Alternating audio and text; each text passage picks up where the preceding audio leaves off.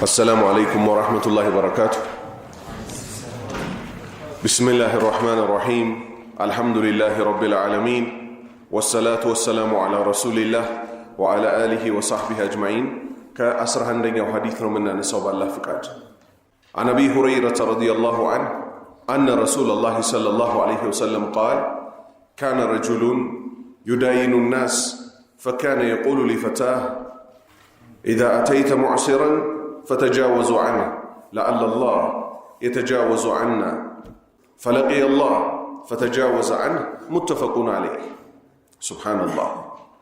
عن أبي هريرة كأبا هريرة يزو هي حديث كمن غير يتغنانينو مسكينوች ሲመጡ ወደ ሱቆቻችን ለነሱ ማዘን፣ ችግረኛ ሰው ወደ ሱቅ ቦታ ሲመጣ ለነሱ አዝኖ ሂሳብ መቀነስ ያለውን ትሩፋት የሚጠቅስ ነው። ከዚህ ሐዲስ ግን ማለት እዚህ ጋር አሁን ከነገርኳችሁ ነጥብ በላይ ትልቅ ሌላ ነጥብ አለ። ስንደርስና ያለን ኢንሻአላህ። ከአቡ ሁረይራ ተይዞ አላህ መልካም ስራውን ይወደድለት አነ ረሱላህ የአላህ መልእክተኛ ሰለላሁ ዐለይሂ ወሰለም ያላህ ሰላትና ሰላም በርሳቸው ላይ ይሁን ቃል እንዲህ አሉ: ካነ ረጁሉን አንድ ግለሰብ እኮ ነበር አሉ እዚህ ምድር ላይ ዩዳይኑ ናስ ከሰዎች ጋር የሚነጋገድ ንግዱን በሚፈጽምበት ጊዜ ፈካነ ነበረኮ የቁል ይል ነበረ ሊፈታህ ለአገልጋዮቹ ይላቸው ነበረ ምን እንዲያደርጉ ኢዛ አተይተ በመጣልህ ጊዜ ወይም አንተ በመጣህ በተጠጋህ ጊዜ ሙዕሲራን ችግረኛ ወደ ሆነ ሰው ስትጠጋ ምን አድርግለት? ፈተጃወዝ አንሁ ለሱ ተውለት እዳውን ሊከፍል ሲመጣ ችግረኛ መሆኑን ካወቅ ተውለት። አሁን ልብ በሉች ቃል አይደለችም የሐዲሱ ዋናው ቁም ነገር። ሰውየው ከዚህ ቀጥሎ የተናገራት ናት። ለአላህ አላህ እኮ ደግሞ ለኛ ሊሆን ይመቻል። ምን የተጃወዙ አና እኛ ይሄን ምስኪን ሰውዬ ሳንቲሙን እንደተውንለት አላህ ደግሞ የቂያማ ቀን እኛ ወንጀላችንን ትቶልን ጀነት ሊያስገባን እኮ ይመቻል። የተፈለገው ቁም ነገር ይሄ ነው። ነቢዩ ምን አሉ ሰለላሁ ዐለይሂ ወሰለም? ቀጠሉና ፈለቂየ አላህ አላህን ተገናኘው ይሄ ግለሰብ፣ ፈተጃወዘ አንሁ አላህም እኮ ለዚህ ሰውዬ አለፈለት ማረለት ወንጀሉን። ስለዚህ የንያ ቦታ በጣም ትልቅ ቦታ ነው። ንያ እሳቤ ውስጣችን ያለው በጣም ትልቅ ደረጃ ይሰጠዋል። አላህ ፊት እኮ ቆሜ ስገናኝ ይሄን ነገር እኮ መተው ያለብኝ ይሄን ወንጀል ለሱ ስል ነው። እቺ መልካም ስራ መስራት ያለብኝ እሱ ጋር መገናኝበት ቀን አለ ብሎ መስራትና እንዲሁ መማር ይለያል። ለዛ ነው ነብዩ ሰለላሁ ዐለይሂ ወሰለም ሐዲሱ ላይ የትኛው ቁም ነገር ትኩረት ሰጥተው የሰጡት? ድሆቹን ምስኪኖቹን የተወላቸው ይሄ ግለሰብ ምን የሚለውን ቃል ይዞ ነው? ለኛም እኮ አላሁ ሱብሓነሁ ወተዓላ ለወደፊት ይቅር ይለናል ብሎ ነው። ኸይር 12ኛ ሐዲስ عن أبي هريرة رضي الله عنه أن رسول الله صلى الله عليه وسلم قال: قال الله تعالى: كل عمل ابن آدم له إلا الصوم فإنه لي وأنا أجزئ به والخلوف فم الصائم أطيب عند الله من ريح المسك. سبحان الله. متفق عليه. بخارينا مسلم تسمع متوزقبوتا. ይሄ ሐዲስ ሙሉ ለሙሉ ከጾም ጋር የተገናኘና የጾምን ትሩፋት በጣም አዝልቦ በጣም አግዝፎ ያቀረበ ሐዲስ ነው። ጾም ምን ደረጃ ነው ያለው አላህ ዘንድ? ከአቡ ሁረይራ ተይዞ አላህ መልካም ስራውን ይወደድለትና አነ ረሱላህ የአላህ መልእክተኛ ሰለላሁ ዐለይሂ ወሰለም ያላህ ሰላትና ሰላም በርሳቸው ላይ ይሁን ቃል እንዲህ አሉ: ቃል አላሁ ተዓላ ከፍ ያለው አላሁ ስብሓነሁ ወተዓላ እንዲህ አለ። ሐዲሱ ምን ሆነ? ሐዲስ አልቁድስ ሆነ ማለት ነው። ኩሉ ዐመሊ ኢብኒ አደም ሁሉም የአደም ልጅ ስራ እኮ ስግደቱን ይመስል፣ ዘካውን ይመስል፣ ሰው ማስታረቁን ይመስል፣ ሱብሓነላህ አልሐምዱሊላህ ላኢላሃ ኢላላህ አላሁ አክበር ማለቱን ይመስል ሁሉም ስራ እኮ ለሁ ማለት ለራሱ ነው። ምን ለማለት ነው? ለመላኢካዎች እኮ ሐዲቱ ተቆርጦ መጥቶ ነው። አላሁ ስብሓነሁ ወተዓላ ከስንት አንስተው ደሞዝ መክፈል እንዳለባቸው አስቀምጦላቸዋል።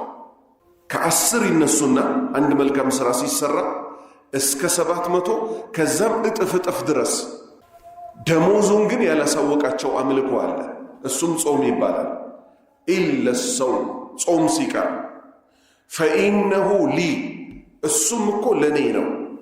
ደሞዙን ምከፍለው እኔ ብቻ ነኝ እንጂ የደሞዙ ልክ ለመላእክቶች እንኳን አላሳወቅኳቸውም።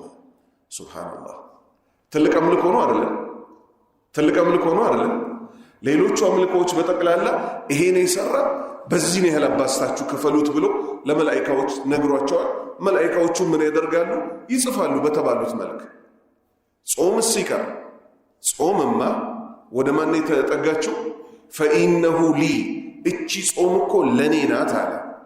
ረጅም ነው ሐዲሱ ብያቸዋለሁ አይደል? የዳዑ ሸህወተ ወጠዓመ ለኔ ሲል እኮ ስሜቱን ረሃቡን ትቶ ተቆጠበ ይላል። ስለዚህ ትልቅ ደረጃ ነው። ፈኢነ ኢለ ሰው ጾም ሲቀር ፈኢነሁ ሊ ጾም እኮ ለኔ ነው፣ ደሞዙን ምከፍለው እኔ ነኝ። ወአና አጅዚ ቢሂ ለደሞዝ እኮ በኩል የሚገባውን እኔ ነኝ ምከፍለው አለና አንድ አስገራሚ ነገር ተናገረ። የሰው ልጅ ሲራብ ምኑ ይሸታል? አፉ ይሸታል አይደለም? ተርቦ ማታ ጠግቦ አድሮ እንኳን ጠዋት ሲነሳ የልጆቻችን ገና ሕፃን የሚባሉት እንኳን አፋቸውን ጠጋ ስንል ምን ከአፋቸው ውስጥ የሚወጣው ሽታ ይከብዳል። ይሄ ላላህ ሲሉ ተርቦ አፍ በዚህ ደረጃ መሽተቱ እዚህ ምድር ላይ ላሉ ሰዎች ቢረብሻቸው ያዟሩ።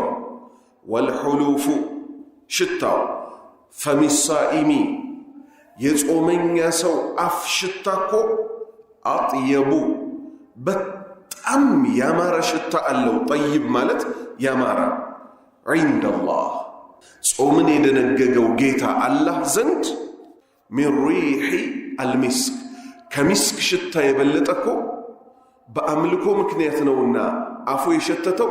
አላህ ዘንድ ግን ከሽቶ ሽታ የበለጠ ሚስክ ከተባለው ሽቶ የበለጠ ከዛ የበለጠ የጣፈጠ ሆኖ ይሸታል። አላህን በማምለክ ላይ በመጾም ላይ አፉ የሸተተው ሰውዬ ሙተፈቁን አለይህ ቡኻሪና ሙስሊም ተስማምተው ዘግበውታል። ስለዚህ ወር ያልቀረው ጾም ከፊታችን መጥቷል። ማንኛውም አምልኮ በእውቀት ሲሰራና በእውቀት ሳይሰራ ልዩነት አለ። ሐጅም ብዙ ሰዎች አይጠቀሙበትም፣ ጥቂቶች ደግሞ ያ የተቀጠረላቸውን ጀነት ይገቡባታል። ምክንያቱም በእውቀት ስለያዙት። ለምንድነው በቀኑ ክፍለ ጊዜ የምንራበው? ለምንድነው በማታው ክፍለ ጊዜ የምንሰግደው? ምን አምልኮዎች በዛ ውስጥ መሰራት አለባቸው? የሰው ልጅ በጣም በረመዳን ሊጠነቀቅ የሚገባው ምንድነው? ጊዜውን ያላግባብ የሚያባክንባቸውን ጉዳዮች። ከዛ ውጭ ፈስተቢቁል ኸይራት ተብሏል። በሩ ተከፍቷል፣ ተሽቀዳደሙበት ተብሏል። ጊዜውን ያላግባብ እስካላጠፋ ድረስ ሁሉም ያቅሙ ልክ አላህ ይከፍለዋል። 13ኛ ሐዲስ عن أبي هريرة رضي الله عنه أن رسول الله صلى الله عليه وسلم قال تعوذوا بالله من جهد البلاء ودرك الشقاء وسوء القضاء وشماتة الأعداء متفق عليه. كأبا هريرة يزو الله ملك مسراتشون يودد الله تشونا أن رسول الله يا الله ملك تنيا صلى الله عليه وسلم يا الله صلاة الناس سلام برساتشو ليهم قال اندهالو تعوذوا تطبقوا بالله بالله تطبقوا الله هو يطبق أين بلوت كمن مين كجهد البلاء أدقات هنا كباد أدقا بني لي كمي درسبين الله هو يباك تطبق أين عند من جهد البلاء كأدقات ككباد مكرة تطبق أين عند ሁለተኛ ወደረክ الشقاء እድል ቢስነት ከሚያጋጥመኝ ባንተው ተጠብቃለሁ። ሸቃ ማለት እድል ቢስነት ነው። ወደረክ الشقاء እድል ቢስነት እኔ ላይ ከሚደርስብኝ ባንተ ተጠብቃለሁ። ወሱኢ መጥፎ القضاء የፍርድህ መጥፎ እኔ ላይ ከሚደርስብኝ ባንተ ተጠብቃለሁ። የፍርድህ መጥፎ እኔ ላይ ከሚደርስብኝ ይጠበቃለሁ በሉት። አራተኛ ወሸማተቲ መሳቂያ ከመሆን አልአዕዳ የጠላት መሳቂያ ከመሆን ባንተ ተጠበቃለሁ። ጠላት አይሳቅብኝ፣ ጠላት አይሳቅብኝ፣ የጠላት መሳቂያ አታድርገኝ ይባላል በባህላችንም። 14ኛ ሐዲስ عن أبي هريرة رضي الله عنه أن رسول الله صلى الله عليه وسلم قال السفر قطعة من العذاب يمنع أحدكم نومه وطعامه وشرابه فإذا قضى أحدكم نهمته فليعجل إلى أهله نهمته مقصودة متفق عليه كعب هريرة يزو الله ملكم سراتشون يولد الله تشونا أن رسول الله يا الله ملكتنيا صلى الله عليه وسلم يا الله صلاتنا سلام برساتشو لايهون قال اندهالو السفر ጉዞኮ ማንኛውም አይነት ጉዞ قطعة ቁራጭ ነው قطعة ቁራጭ ነው من العذاب ከቅጣት እኮ ቁራጭ ነው ጉዞ መውጣት ሰፈር መውጣት የቅጣት ቁራጭ ነው ለምን ሲባል يمنع ይከለክላል እኮ ጉዞ أحدكم ከናንተ ውስጥ አንዳችሁን ነውመ እንቅልፉን ይከለክለዋል እኮ እንደፈለገ መተኛት አይችልም ተጓዥ ሰው وطعامه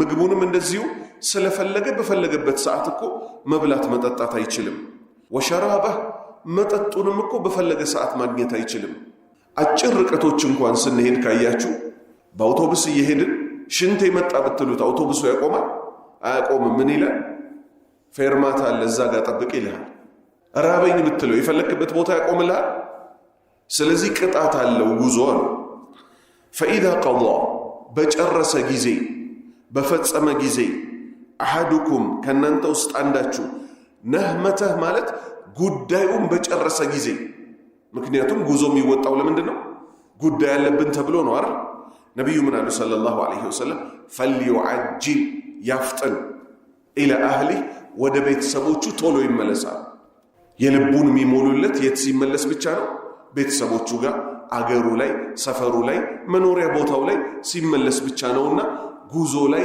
አትክረሙ ጉዳያችሁን ከጨረሳችሁ ቶሎ ተመለሱ ሌሎች ፈተናዎችም ይከሰታሉ በተለይ በወንድ ልጅ ህይወት ላይ ማለት ነው ብዙ ስህተቶች የሚፈጠሩት የት ነው ፊልድ የሚባለውን ሰዎች ሲወጡ በስራ ጉዳይ ነው ይባልና ከነበሩበት አገር ወደ ክፍለ ሀገር ይሄዳሉ ከዛ በኋላ ተፈትነው ጥፋት ላይ ወድቀው ይመጣሉ አላህ ሊፈራ ይገባዋል ጉዳዩን የጨረሰ ሰው ቶሎ መመለስ hatta ሰፈር ሄድን ማለት ጉዞ ማለት ነው ሰፈር በአረብኛ በስራ ጉዳይ ለምሳሌ ወደ አንድ ክፍለ ሀገር ሄድን ቀን ስራው ስብሰባ ወይ የሆነ ወርክሾፕ ደርሶ መመለስ ከሆነ ማታ በጊዜ እዚህ አገራችን ይያለን ወደ ቤት እንደምንገባው የት ነው ልንሆን የሚገባው ወደ ሆቴል ወደ ክፍላችን ሰዎች ግን ምን ያደርጋሉ አላህ ይጠብቀንና ከሌሎች ሃይማኖት ጋር ካሉ ለነሱ ነውር ላይሆን ይችላል አብሮ መጠጥ ማለት ነው حرام አብሮ መብላት መሸታ ቤት ማምሸት ችግር ላይ ኖሮ ይችላል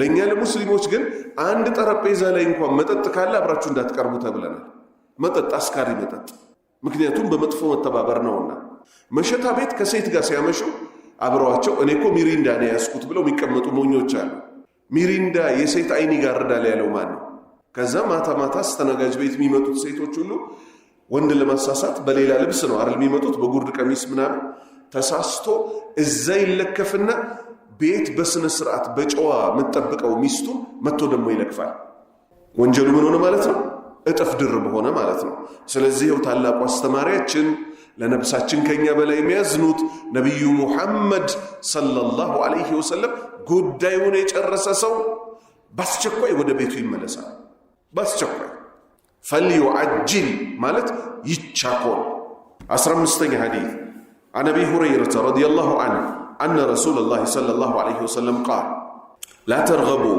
عن ابائكم فمن رغب عن ابيه فهو كفر متفق عليه ይሄ ደግሞ አባት ያለው አባቱ ደሃ ስለሆነ ወይ አባቱ በአቅም ማጣት ምክንያት ስላላሳደገው ብቻ ባሳደጉት ሰዎች ስም የሚጠራ ሰው ለምሳሌ አንድ አባት ልጁን ይወልደውና ከናቱ ጋር ይፋታል ወንድና ሴት መፋታት ከጥንት ጀምሮ የነበረ ነው በዚህም ዘመን ይኖራል ለወደፊትም ይኖራል አባትነቱን አያስክድም አንድን አባት ከዛ የእናቱ ቤተሰቦች ያሳድጉታል አንዳንዱን ሰው።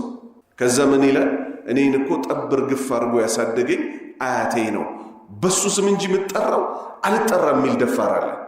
ዛሬ ስማ ወንድሜ ምን እንደሚያጋጥምህ፣ ዛሬ ስሚ እህቴ ምን እንደሚያጋጥምሽ። ከአባቱ ውጭ ወዳለ አካል የሚጠጋ ሰው በሸሪዓችን ምን ያጋጥመዋል? ከአቡ ሁረይራ ተይዞ አላህ መልካም ስራቸውን ይውደድላቸውና አነ ረሱላላህ የአላህ መልእክተኛ ሰለላሁ ዐለይሂ ወሰለም ቃል ያላህ ሰላትና ሰላም በእርሳቸው ላይ ይሁን እንዲህ አሉ። ላ ተርገቡ አባት እያላችሁ ከአባታችሁ ወደ ሆነ ውጭ አካል አትጠቡ። አን አቢኩም ከአባቶቻችሁ ውጭ ወዳለ አካል አባት እያላችሁ አትጠቡ። ፈመን ረጊበ አባት እያለው ከአባቱ ውጭ ወደሆነ አካል የተጠጋ ሰው ፈመን ረጊበ አን አቢሂ አባት እያለው ከአባቱ ውጭ ወደሆነ አካል የተጠጋ ሰው ፈሁወ ኩፍሩን እሱ እኮ የፈጸመው ክህደት ነው። አላህ ይጠብቀን። አንዳንዶች ይህን ሐዲት ይሰሙና ደግሞ ምን ይላሉ? ግን አሁን ስሜን አስቀይራለሁ ብዬ ብነሳ አያቴን ቢከፋውስ? ጠብር ግፍ ብሎ ያሳደገኝን እንጀራ አባቴን እንጀራ አባት ብዬ ማልጠላው እሱ ቢከፋውስ ይላል። ያላህ ሸሪዓ ምን እየተደረገ? ያላህ ሸሪዓ እየተናደ ማለት ነው። ስለዚህ ያም ሰውዬ እኮ ያላሳደገውን ልጅ ልጄ ነው ሊል ይገባዋል እንዴ? አይገባው።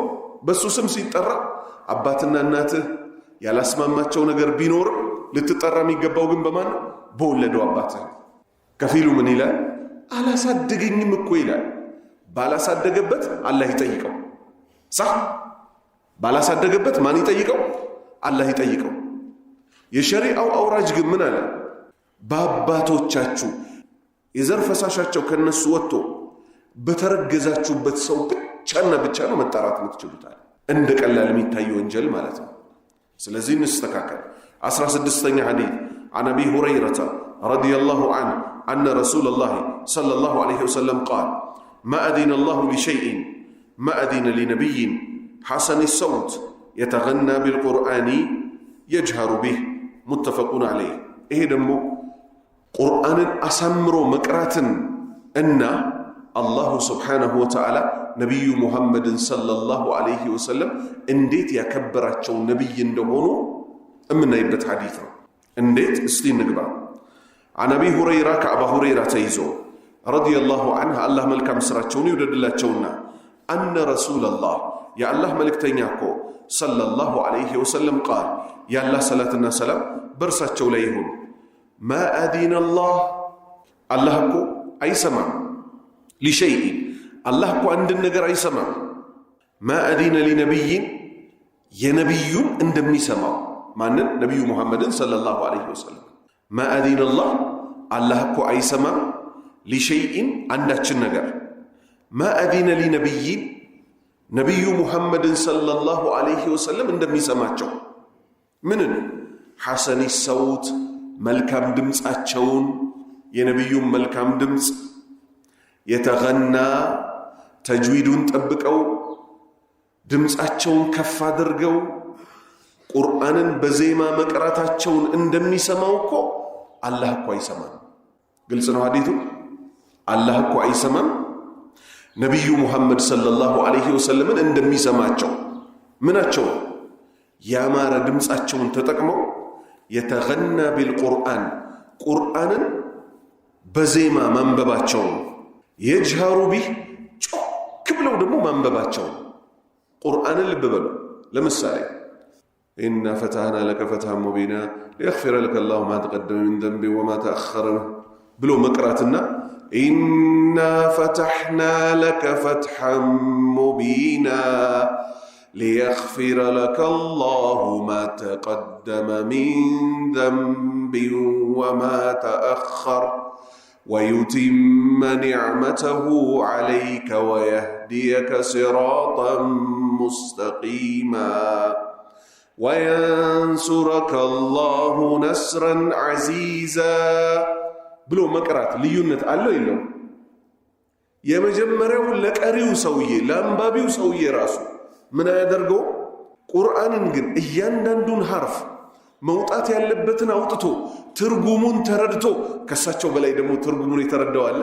ወንድሞቼ ከሳቸው በላይ ድምጹን የተረዳዋል የለም። የት ቦታ ላይ ምን ብለው መቅራት እንዳለባቸው የሚያውቁት ነብይ ቁርአንን ድምጻቸውን ከፍ አድርገው ሲቀሩ አላሁ ሱብሓነሁ ወተዓላ يستمع له እሳቸውን ይሰማቸዋል። ስለዚህ እኛም ቁርአንን ህግጋቱን ተምረን ድምጻችንን ጮክ አድርገን ማንን እስካረበሽን ድረስ ሌላ ሐዲስ አለ በቁርአን አትረባበሹዋል። አጠገባችሁ ያለን ሰው አትረብሹታል። ይሄ መቼ ነው? ብቻችንን ሆነን ባዶ ክፍል ውስጥ ሆነን ስንቀራ። አቡ ሙሳ ረዲየላሁ ዐንሁ አቡ ሙሳ አልአሽዓሪ የተባሉት የመናዊው ሱሐባ ድምጽን አላህ ሰጥቷቸዋል። በጣም በሚገርም ሁኔታ ሲቀሩ ነብዩ ከውጭ ሰሙት። በነገታው ምን አሉት? ትላንት የሰማሁት ድምጽ አሉት ከነብይላህ ዳውድ ሚዝማሩ ዳውድ ይባላል የዳውድን ዜማ እኮ ተሰጥተሃል አሉት የነብይን። እሱ ምን አለ? እርሶ እየሰሙኝ እንደሆነ ባቅ ኖሮ ይበልጥ አሳምረው ነበር አላቸው።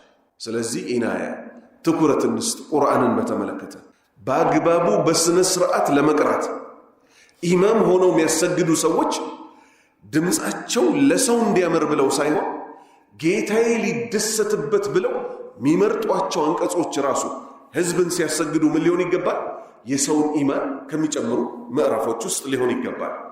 خير 17ኛ ሐዲስ عن ابي هريره رضي الله عنه ان رسول الله صلى الله عليه وسلم قال لو كان لي مثل احد ذهبا يسرني الا يمر علي 3 وعندي منه شيء الا شيء أرسله لدين متفق عليه كعب هريرة تيزو الله ملك مسرحቸውን ይወደድላቸውና أن رسول الله يا الله ملك تنيا صلى الله عليه وسلم قال يا الله صلاتنا سلام برساቸው ላይ ይሁን ዲያ لو كان لي لني بنوري مثل أمسايو أحد يأهود ترارن የሚያክል ቢኖረኝ ذهبا ወርቅ ቢኖረኝ የኡሁድ ተራራዎች ማለት አንድ ብቻ አይደለችም።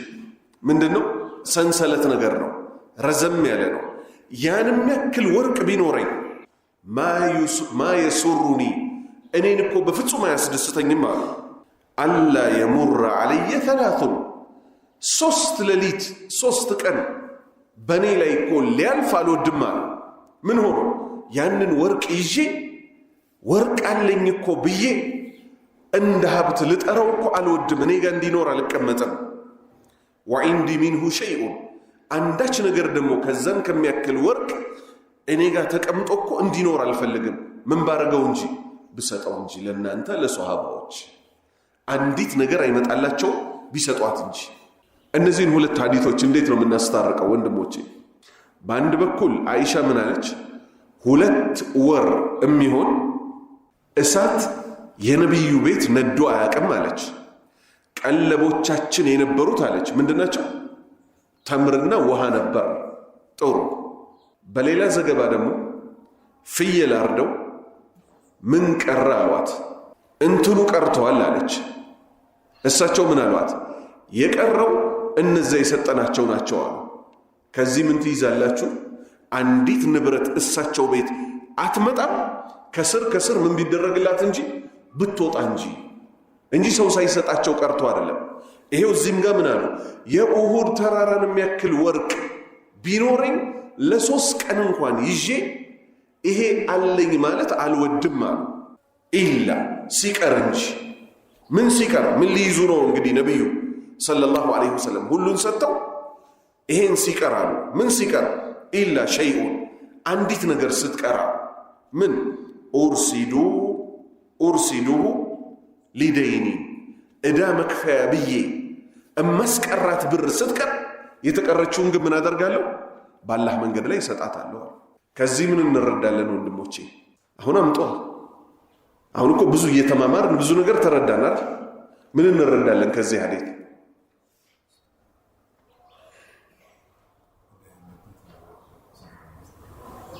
እዳ ያለበት ሰደቃ መስጠት እንደሌለበት አንድ። ሁለተኛ የእዳን ከባድነት እሳቸው ነብይ ስለሆኑ ነው ሙሉን ጭጭ አድርገው ለሰው የሚሰጡት። የሰው ልጅ ግን ለራሱ ማስቀመጥ ያለበትን አስቀምጦ ይሰድቃል። ደግሞ ተመልከቱ እዳ ምን ያህል ቢከብድ ነው ለእዳ ብዬ እንጂ አላስቀምጥም እሰጣለሁ ያሉት። ለዛም ነው ሬሳ ሲመጣላቸው እዳ አለበት ወይ ያሉ። የማን የሰው ያላህንማ ቆሞ ምን ሊያረጉለት ነበር? ሰግደው እንዲምርለት አላህ ወይ ማርለት ተውለት ሊሉ ነበር። የሰውን እዳ በተመለከተ ግን ሬሳው በተቀመጠበት አዎ እዳ አለበት ሲባሉ ነው ያልሰግድበትም ውሰዱና ስገዱ አሉ። ከዚህ ባለዳ ሰዎች ምን እንረዳለን? አቅሙ ላልቻለው እዳ አላሁ ስብሓንሁ ወተዓላ ያውቃል፣ መላ ይፈጥርለታል። ሆን ብለው ከሰው ገንዘብ ወስደው በሰው ብር እየሰሩ እዳ የማይከፍሉ ሰዎች ግን ከባድ አደጋ ውስጥ እንደወደቁ ከዚህ ሐዲስ እንረዳለን። ስለዚህ እዳ ያለበት ሰው ምን ያደርግ? ዛሬውኑ ሳይውል ሳያድር እዳውን ይክፈል። 17ኛ አስገራሚ ሐዲስ፣ ሁሉም አስገራሚ ነው፣ ይሄኛው ግን ይገርማል። ሐሪተት የተባለ ሷሃባ የበድር ቀን ይሞታል። እናቱ መጣች፣ እንባዋን ስቅስቅ ብላ አለቀሰች። ለነቢዩ ምን አለቻቸው ሰለላሁ ዐለይሂ ወሰለም? የጀነት መሆኑን ካወቅኩ አላለቅስም አለች። እዩ ድርድር፣ እዩ ድርድር። ልጇ ነው። ምን አለቻቸው? እኔ ዘንድ ያለውን ቦታ ያውቃሉ አለች። መግቢያ ሁሉም እናት እኮ ዱርዬ ልጇንም ትወዳለች አይደለም? ሐሪተትን የመሰለ እኔ ዘንድ ያለውን ቦታ ታውቃላችሁ፣ የጀነት መሆኑን ካወቅኩኝ አላለቅስም አለች። እሳቸው ምን አሏት? ጀነቱል ፊርደውስ አልአዕላ ላይ ነው ያለው አሏት። ጸጥ አለች። በቃ ልጅሽ ፊርደውስ አልአዕላ ላይ ነው ቦታው አሏት። ጸጥ አለች። ከዛ ጀነት ውስጥ ስላለው ጉዳይ ሲናገሩ በዚህ መልክ ገለጹት። አንድ መስመር በማይሞላ ንግግር ስለበዛ አይደለም ቁም ነገሩ። ልብን የሚመታው የትኛው ነው? ቁርአን፣ ሐዲስ፣ የሷሃባዎች ንግግር ዘጋው። በቃ ከአቡ ሁረይራ ተይዞ عن أبي هريرة رضي الله عنه أن رسول الله صلى الله عليه وسلم قال لقاب قوسين في الجنة خير مما تطلع عليه الشمس أو تغرب. كأبو هريرة تيزو الله ملكم سرعتون يودد الله تشونا أن رسول الله يا الله ملك تينيا صلى الله عليه وسلم يا الله صلاة الناس سلام برساتشو ليه قال انديها لقاب قوس مناجع يبالا يكفل هاجر ልጆች ይሄን በደንብ ያውቁታል። ቃቡ ቀውስ ማለት ወተት ከረጋ በኋላ ሚናጥበት ዕቃ መናጫም ይባላል። ፊል ጀነቲ ጀነት ውስጥ ያለው ምን ቃቡ ቀውስ አው በሌላ ዘገባ እዚህ ጋር አልመጣም። መውዲኡ ቀደሚን አንዲት እግርን የምታስቀምጠው ቦታ እኮ ጀነት ውስጥ ያለችው ኸይሩ በላጭ እኮ ናት። ሚማ ተጥልዑ ከምትወጣበት አለይህ በሱ አሸምሱ ወተግሩብ አሸምሱ ፀሐይ በምትወጣበት ወተግሩብ በምትገባበት ምን ማለት ነው?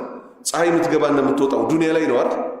ስለዚህ ከፀሐይ መውጫ እስከ ፀሐይ መግቢያ ፀሐይ የምትደርስበት ቦታም በጠቅላላ እኮ ማን ይበልጠዋል?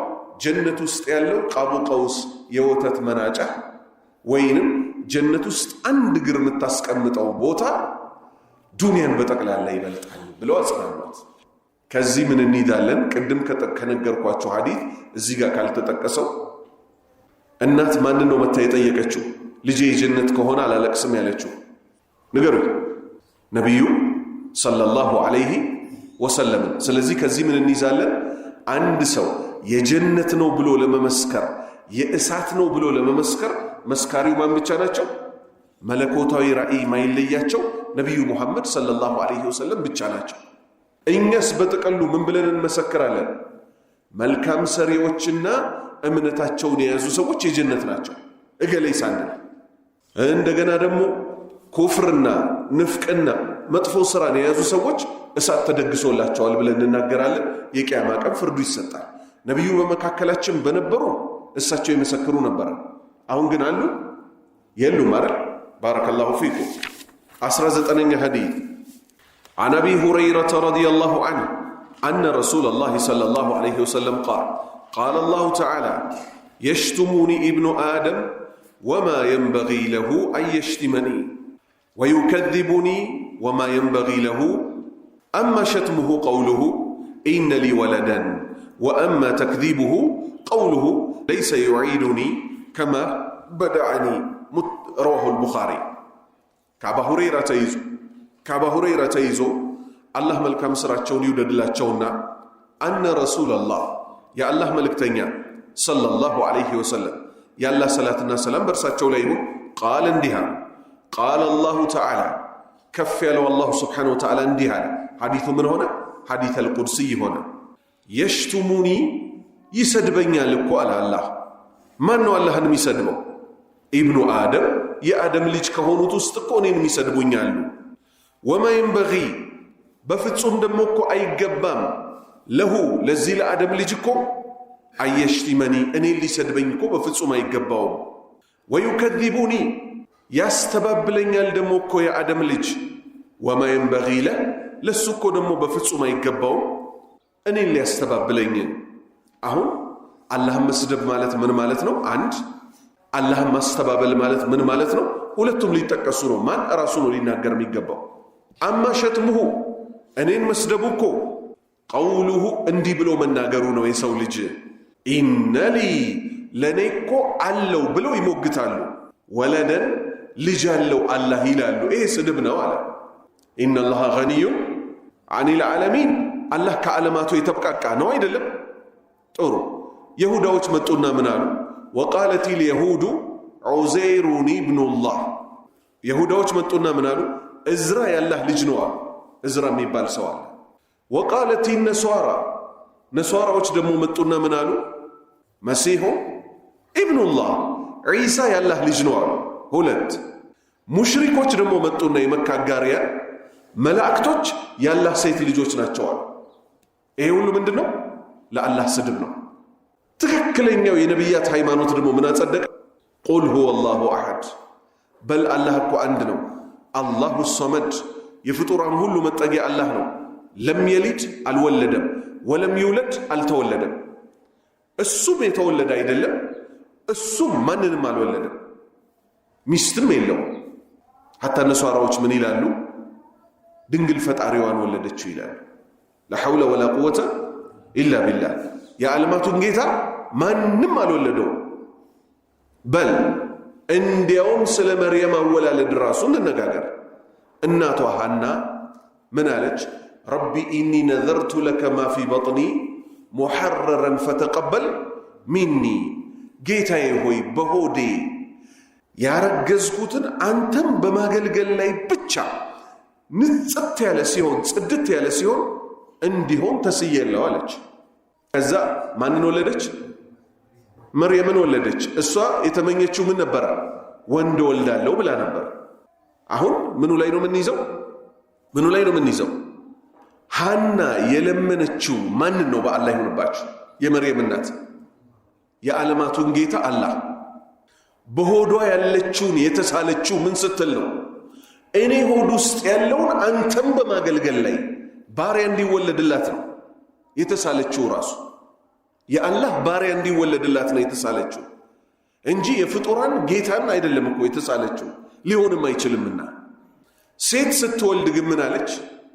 ሴት እኮ እንደ ወንድ አይሆንም አለች አላህ ምን አላት ምን እንደወለድሽ እኛ እናውቃለን ቀበል አደረገችና ወዲያው ዱዓዋን አደረገች ምን ስትል እሷንም ዝርያዋንም ከሰይጣን ተንኮል ጠብቅልኝ አለች ነብዩ ሙሐመድ ሰለላሁ ዐለይሂ ወሰለም ምን አሉ ሁሉም ህፃን ልጅ እዚህ ምድር ላይ ሲመጣ ሸይጣን ቆንጥጦት ነው የሚያለቅሰው አሉ ሁለት ሰዎች ሲቀሩ ሰው መሆናቸውን አረጋገጡ ማን እውነተኛው ነብዩ ሙሐመድ ማንና ማናቸው ተባለ መርየም የተባለችውን ሰው ሴትና ዒሳ የተባለው ሰው ልጇን ወንድ ሁለቱም ብቻ ሸይጣን አልቆነጠጣቸው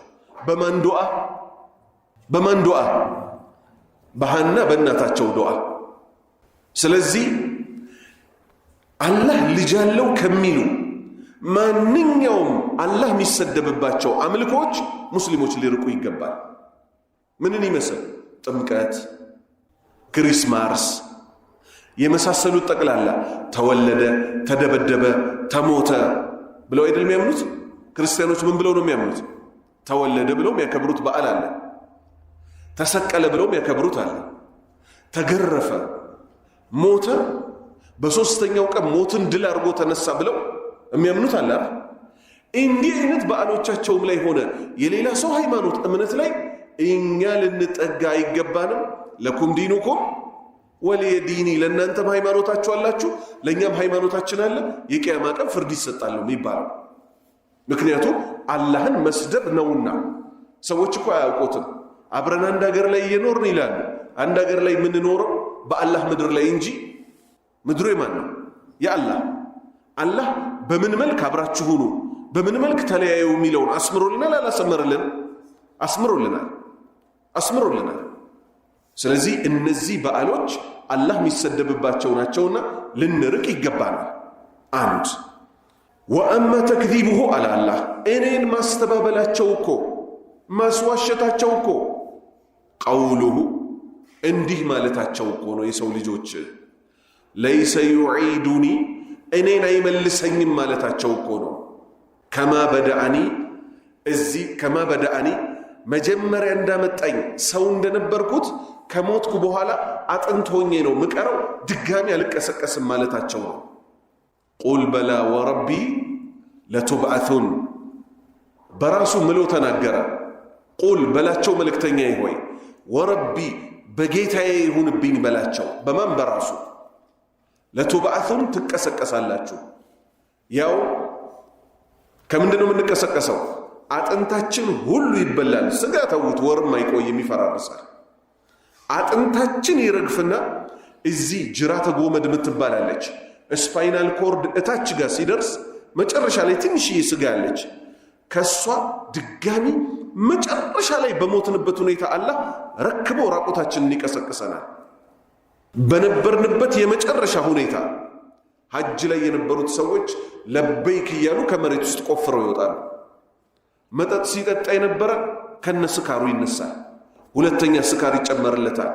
ወተረናሰ ሱካራ ወማሁም ቢሱካራ ወላኪነ ዓዛብ አላሂ ሸዲድ። የሰው ልጆችን የሰከሩ መስለው ታያቸዋለ። ነገር ግን መጠጥ ጠጥተው አይደለም እኮ የሰከሩት። የአላህ ቅጣት በጣም አደገኛና አስፈሪ ከመሆኑ የተነሳ ስካር ውስጥ ይወድቃሉ አለ። አንዴ ወደዛ ይሄዳሉ፣ አንዴ ወደዚህ ይሄዳሉ። ስለዚህ እንቀሰቀሳለን። በእርግጥ ለቱብዓቱን ትቀሰቀሳላችኋል። ምን ሚሉ አሉ? ደህርዮች የሚባሉ አሉ። ወማ ይህሊኩና ኢለ ደህር፣ ጊዜ እንጂ የሚያጠፋን ጊዜ እንዳመጣን አንቀሰቀስም የሚሉ አሉ። ቁርአን ላይ ተጠቅሰዋል። አላህ ምን አላቸው? በእርግጥ ትቀሰቀሳላችሁ አላቸው። ለዛም ነው እኮ ሞተን እንቀሰቀሳለን ስለማይሉ ምዕራቡ ዓለም ላይ ልብ በሉ፣ አንዲት አስተሳሰብ ስትመጣ ተራ አስተሳሰብ ናት ብላችሁ እንዳትገምቱ። ምዕራቡ ዓለም ላይ በሚገርም ሁኔታ ቻናል ተከፍቶ ጠረጴዛ ተዘጋጅቶ ማይክ ተይዞ ዳዝ ጎድ ኤግዚስት እየተባለ ክርክር ይደረጋል። ምን ማለት ነው? ፈጣሪ የእውነት አለን? አሁን ምን ሆነ? እምነት አልባና የእምነት ባለቤቶች ተብለው ምዕራቡ ዓለም ላይ ሰዎች ለሁለት ተከፈሉ። እምነት አልባ የተባሉት ምን ሆኑ?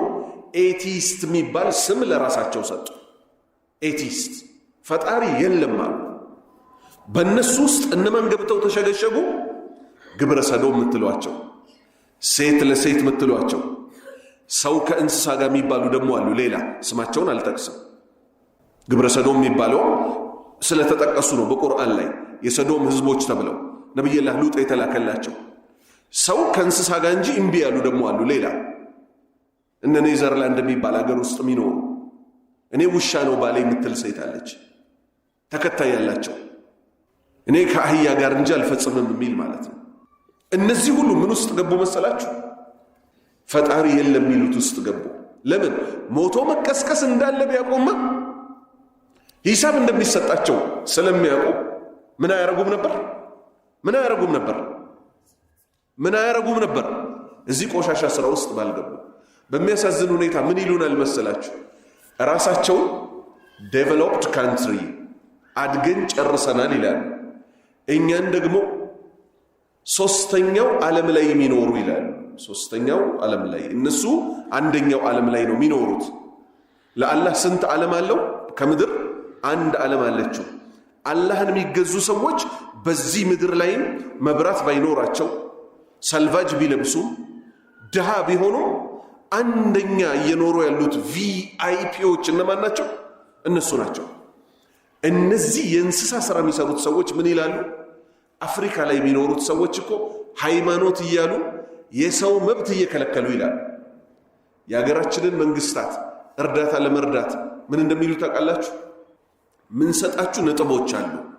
እነዚህ ነጥቦች እሺ ብላችሁ ስትቀበሉ እርዳታ እንለቅላችኋለን ይሏቸዋል።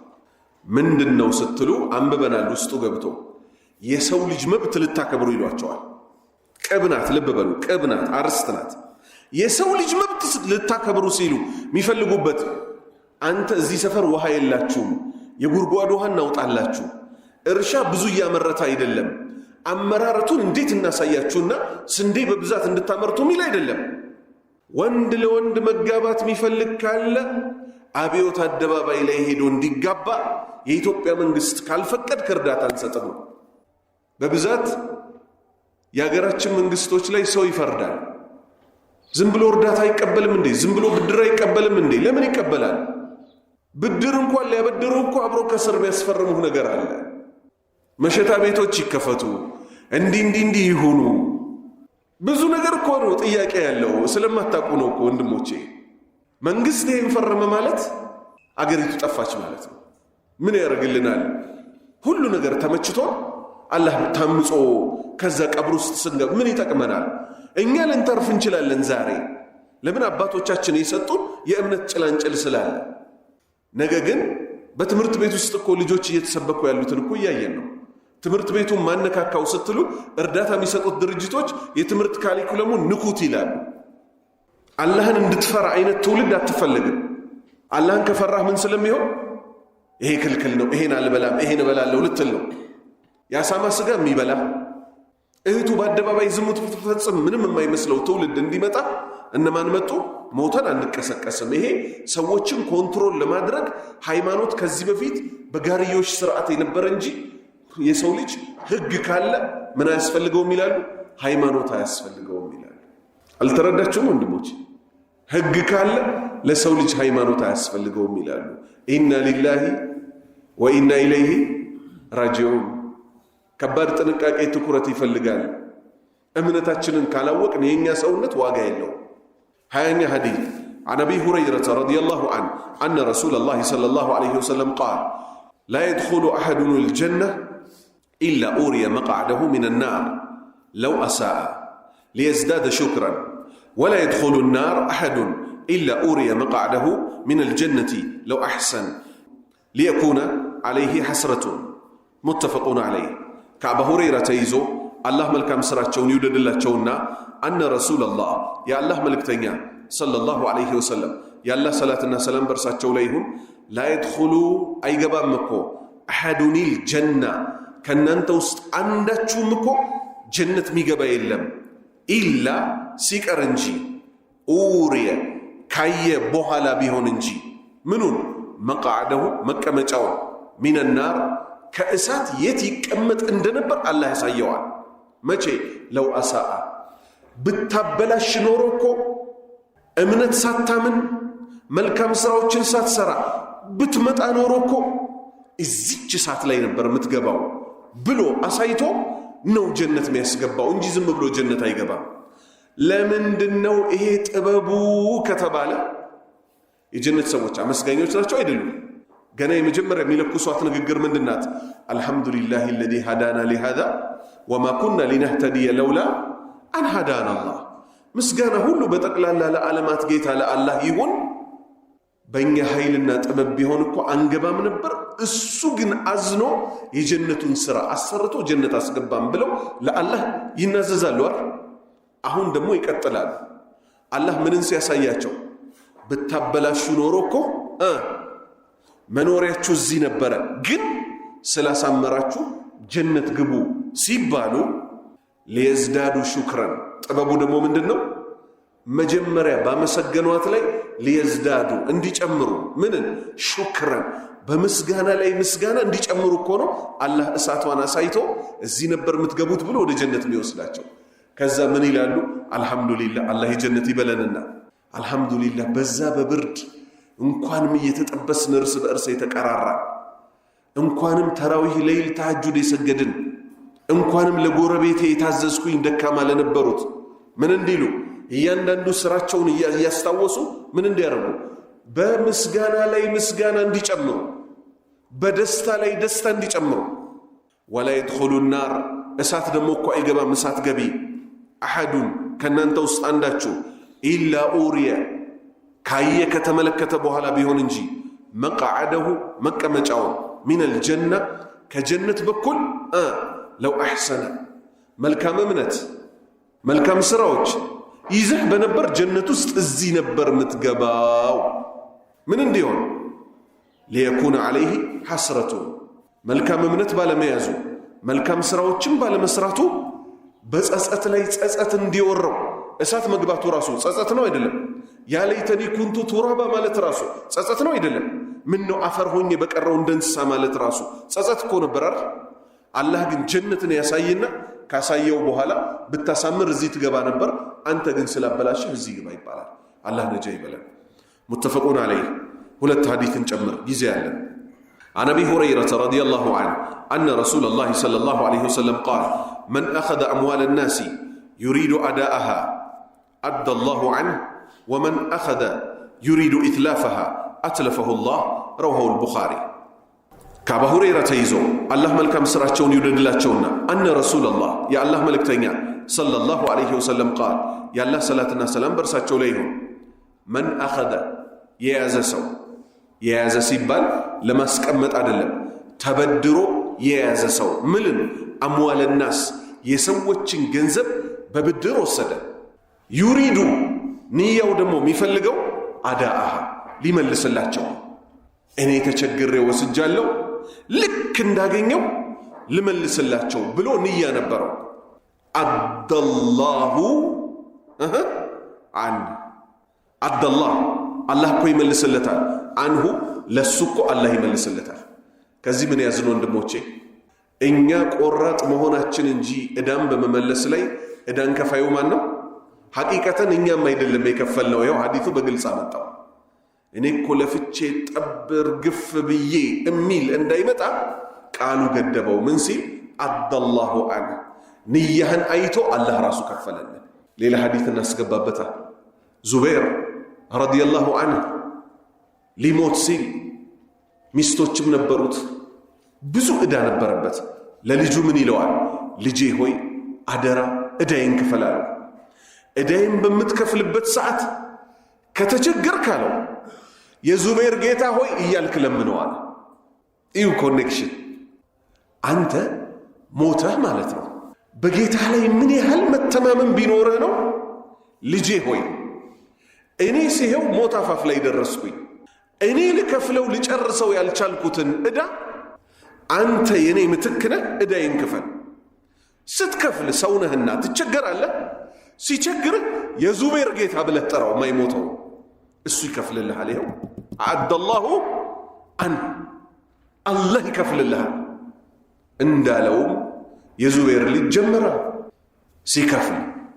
ሲከፍል መጨረሻ ላይ ኸይበር ላይ ድርሻ ደረሰው ያን መሬት ሸጦ እዳዎቹ በሚሊዮን ይቆጠሩ ነበር ከፋፍሎ ለሚስቶቹ የሚገባቸውን ሰጥቶ ማን ይያለ የዙበይር ጌታ ይያለ ሌላ እየጠራ አይደለም የዙበይር ጌታ ይያለ አባትየውስ ምን ስለነበረ ንያው እዳው መከፈል ቻለ መመለስ ሞት አፋፍ ላይ ሆኖ እኮ ልጆቼ እናንተን ችግር ላይ አልጥላችሁ አላህ ይክፈለው ምናምን አላለም አላህን ያውቃል የሰው ዕዳ እንደማይከፍል ክፈሉ አላቸው ያለችኝን ትቸግራችኋለችም አላለም እየሰራ ክፈል አለ አላህ እንዲህ አይነት ዝርያዎች ይስጥ ከዚህ ሌላ ምን እንረዳለን አባቱ ሲሞት ልጅ ሙሉ ለሙሉ የአባቱን ኃላፊነት የሚወስደው ማን ነው ልጅ ነው የአባቱን ኃላፊነት ሙሉ ለሙሉ የሚወስደው ማን ነው ልጅ ነው ወመን አኸዘ የያዘ ሰው የተበደረ ሰው ዩሪዱ በውስጡ ንያ ይዞ ኢትላፈሃ መብላት አስቦ አልመልስላቸው ወይ አበዳሪ ወይ ተበዳሪ ይሞታል እንደሚሉት የሰው ገንዘብ ላለመመለስ የተበደረ ሰው ደግሞ አትለፈሁላህ እሱንም የተበደራትንም ብር አላህ ያወድማታል።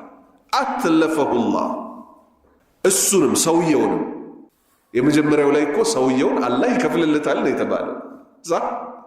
እዚህ ሁለተኛውስ ላይ ሞኝ የሆኑ ሰዎች ሊገነዘቡ ይገባቸዋል። ሰውየውንም አላህ ያጠፋዋል፣ ከሰው በበደል የወሰደውንም ብር አላህ ያጠፋዋል። 22ኛ ሐዲስ ኢንሻአላህ እናቆማለን። عن أبي هريرة رضي الله عنه أن رسول الله صلى الله عليه وسلم قال الله تعالى 3 أنا خصمهم يوم القيامة رجل أعطى بي ثم غدر ورجل باع حرا فأكل ثمنه ورجل استأجر أجيرا فاستوفى منه ولم يعطيه أجره رواه البخاري. كأبا هريرة تيزو الله ملكام سراتشون يودد الله تشونا أن رسول الله يا الله ملك تنيا صلى الله عليه وسلم قال يا الله صلاتنا سلام برساتشو ليهن ديال قال الله تعالى كف يالو الله سبحانه وتعالى انديها 3 سوچنكو أنا خصمهم إنينكو تكراكارياتشو يوم القيامة يقيامة كان إنيني مفاتتاتشو رجل عند قلسة يمجمرة أعطى بي بني سمك القبا ليست ستوين أني مسطاتشو هلو والله الله مسكرينو بلو بأالله سم يونا اكاتقبلا ثم غدر كزم كدا قال فرس غدر بتملكت ليلة حديث أسلفنا نبي منال صلى الله عليه وسلم ينسب له لواء بانديرا يتكل اللتاليك يا ماكن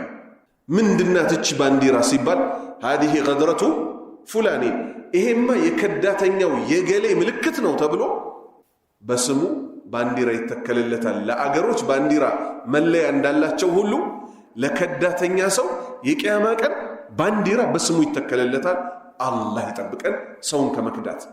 ምክንያቱም ሰዎች ሰውየውን የሚያምኑት ምን ስላደረገ ነው? ንገሩኝ በአላህ ይሁንባችሁ። ምሳሌ ይኸው ጺም የለም፣ ምሳሌ ዳዕዋ የለኝም፣ ዝም ብሎ የሆነ የተማረ ሰው ነኝ እንበል፣ ዲግሪ ምናምን የሚሉትን ለምን ዶክተር አልሆነም? ሰው ምን ይላል? የታውቀዋለሁ ይላል አይደል? መስጂድ ግን إن الحمد لله نحمده ምናምን ስል ሰው ሰማ 3 ሚሊዮን ብር ስጡኝ የሆነ ነገሩኝ ነው والله መልሳለሁ አለ። አራንተ ባትምልም ብለው መሽረጥ አድርገው ከሰጡኝ የሰጡኝ በማን ስም ነው? ንገሩኝ። በታላቁ አላህ ስም። እኔ የተከበርኩት በማን ስም ነው? በታላቁ አላህ ስም እኮ ነው የተከበርኩት እንጂ ሁሉም ሰዎች እኮ ሰው ናቸው። ለየት ያለ ቦታ የሚሰጣቸው ምን ሲይዙ ነው? ያላህ ሰው ናቸው፣ ሃይማኖተኛ ናቸው። والله ብሎ ማይክደኝም ጺሙን እስቲ እዩት፣ አለባበሱን እዩት፣ የተውሂድ ሰው ነው፣ የሃይማኖት ሰው ነው ከተባልክ በኋላ በሃይማኖቱ ሽፋን አንተ ሌላ ነገር ሰርተ ዞር በሉ አላቀላችሁም ካልክ አላህ የቂያማ ቀን በዛ በከባዱ ቀን ያፋጣሃል። የወሰድከው እኮ በኔ ስም ነበር፣ የኔን ስም ባትጠቀም ማን አንተን አምኖ ይሰጣል? የኔን ስም ተጠቅመ ግን ከዳህበት። ስለዚህ ይሄ ለማን አስፈሪ ነው? ወደ ሃይማኖቱ ለተጠጉ ሰዎች ሃይማኖቱን ሽፋን አድርገው ወንጀል የሚሰሩ ሰዎች። በነገራችን ላይ ቅጣት ከሰው ሰው ይለያል። ተረዳችሁ? ቅጣት ከሰው ሰው ይለያል። ከበኒ እስራኤሎች አላህ እነማን ነው በጣም ከባድ ቅጣት የሚቀጣቸው? ኢነ الذين يكتمون ما أنزلنا من البينات እኛ ካወረድነው አንቀጾች ውስጥ እነሱን የሚደብቁ አለ። ስለዚህ የሃይማኖትን አንቀጽ የሚደብቀው አዋቂ ወይስ መሃይም? አዋቂዎች ከባድ ቅጣት እንደሚያጋጥማቸው ተናገረ። ጃሂሎቹስ ከሰሩ የሚሰሩት ምንድነው? ከስሜት ጋር የተያያዘ ከሴት ጋር መገናኘት፣ መጠጥ መጠጣት፣ ወለድ መብላት። እነዛኛዎቹስ በዚህ ጊዜችን ሐዲስ ብንናገራት ጥቅማችን ብትቀርብንስ ምናምን ብለው ደኢፉን ለህዝብ እንደ ጎርፍ ያቀርቡለታል። ሰሂሁን ደግሞ በአመት አንድ ጊዜ ማያቀምሱትም ህይወት የሚቀይረውም ማለት ነው። ስለዚህ በሃይማኖት ስም የሚንቀሳቀስ ሰው በጣም ከባድ አደጋ ያለበትና ሊጠነቀቅ ይገባል። ሁለተኛ ወረጁሉን ሌላ ግለሰብ ባዓ ሸጠ ሑረን ጨዋ የሆነን ሰው ሸጠ ባሪያ ነው ብሎ ፈአከለ ተመነ የሸጠበትንም በላ። ይሄም ሰውዬ ምን ይደረጋል? የቂያማ ቀን አላህ ነው የሚከራከረው።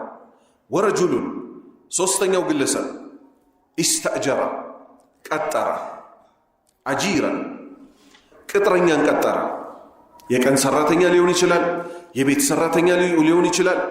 ፈስተውፋ አስሞላ፣ ሚንሁ ከቀጠረው ሰራተኛ አስሞላ። ለምሳሌ ሊሾ የሚሰራውን ሰውዬ አሰራ። መጀመሪያ ቀጠረው፣ አስለሰነው። ከዛስ ሽንት ቤት እዚሽ ጋር ትቀረኛለች፣ እዚሽ ጋር ትቀረኛለች እያለ እያንዳንዱን ልቅምቃሚ ሁሉ አስለቀመው። ከዛስ ወለም ዩዕጢሂ አልሰጠውም፣ አጅረህ ደሞዙን ግን አልከፍልም አለ። ይሄን ግለሰብ አላሁ ስብሓነሁ ወተዓላ ምን ያደርገዋል? የቂያማ ቀን ይከራከረዋል። ከተከራከረው ደግሞ ማምለጥ ይቻላል? ይቀጣል ማለት ነው። ስለዚህ የቤት ሰራተኛ ነው፣ በአግባብ አልሰራልኝም። በአግባብ ካልሰራልህ በጊዜ የሰራባትን ቀን ሰጥተህ ማስወጣት። ከዛ ውጭ አንዳንድ ቦታ ላይ በሚያሳዝን ሁኔታ አብሽሪ ባንክ እንደተቀመጠ ቁጥር ይሏታል የቤቷን ሰራተኛ። 2 ዓመት ምናምን ደሞዟን ቤት ያስቀምጣሉ። ወደ ሀገር ልገባ ነው ደሞዝ ስጡኝ ስትል ትመለሻለሽ ወይ ይሏታል። አለመመለስ መብቷ ነው አይደለም? አለመመለስ መብቷ ነው አይደለም? የ3 ወሩን እንስጥሽና የተቀረውን ስትመጪ እንሰጥሻለን። አይ እኔ እናቴ ታማለች መሄድ እፈልጋለሁ። አይ በቃ ሂጂ ብለንሻል፣ ባለፈው እኮ እንዲቃ ጠፍቶ እንደዚህ ብሎ። ኢና ሊላሂ ወኢና ኢለይሂ ራጂዑን። የሰው ዕዳ የሰው ነው አይደለም። አሰርተህ ላባን ጠፍጠፈ ስታበቃ ተቀልባለች እኮ። ታዲያ ውሉ ላይ እኮ አብሮ አለ። የቤት ሰራተኛና ዘበኛ አብልታ አጠጥታ ደሞዙን ልትከፍለውም ነው። ያንተ ሚስት ቢደክማት ማለት ነው በሌሊት ተነሽና ይሄንን ስሪ እየተባለች እንቅልፏ ካትካትካት የሚደረግባት የማን ብቻ ናት? የቤት ሰራተኛ። ከግፎች ሁሉ ግፍ ግን አንድ እናት ለራሷ እየሰገደች የቤት ሰራተኛዋን ተነሽና ስገጅ ካላለች እቺ ሴት አላህን አታውቅም ማለት ነው። አላህን ብታውቅ ኖሮ እቺ ሰራተኛ ተብላ የመጣችው ሙስሊም እህታችን አባቷ ተቸግሮ ነገ ደግሞ እቺ ሴትዮም ባሏ ቢሞት ልጆቿ የቤት ሰራተኛ ወይ ሀገር ውስጥ ወይ የውጭ፣ የውጭና የሀገር ውስጥ እኮ መሆኑ ነው ልዩነት የፈጠረው። ሁለቱም የቤት ሰራተኛ ናቸው አይደሉም? ሰላት የሌለው ሰው አላህ ፊት ቢቆም ከባድ ችግር ውስጥ ይወድቃል አይወድቅ? ስለዚህ የሚበላ የሚጠጣው መንገድ ላይ ሞተው ቢለምኑ ያገኙታል። ስንሰግድ ልናሰግዳቸው፣ ከምንበላው ልናበላቸው። ሀታ ሰው በተፈጥሮ ዛሬ እኮ ልጅ የአባቱን ትራፊ አልበላም ያለበት ወቅት ላይ ደርሰናል አልደረስንም? እውነት እንነጋገር። ልጆች ትራፊ ይበላሉ ባለንበት ዘመን? ሁሉም ማለት አይደለም። ትራፊ የተጸየፉ አሉ አይደል? በልክ አንሳ። አንተ ያተረፍከውን የቤት ሰራተኛ እንዲበላልህ አትገምት። በልክ ካነሳስ የቤቷም ሰራተኛ ራሷን ምንም ሳትሸከክ ግማሽ እንጀራም ከሆነ ንጹሃን አቅርባ ከሰራችሁ ላይ ትበላለች። አላሁ ስብሓነሁ ወተዓላ ከሱም ጋር ከፍጡራንም ጋር ያለንን ስነ ስርዓት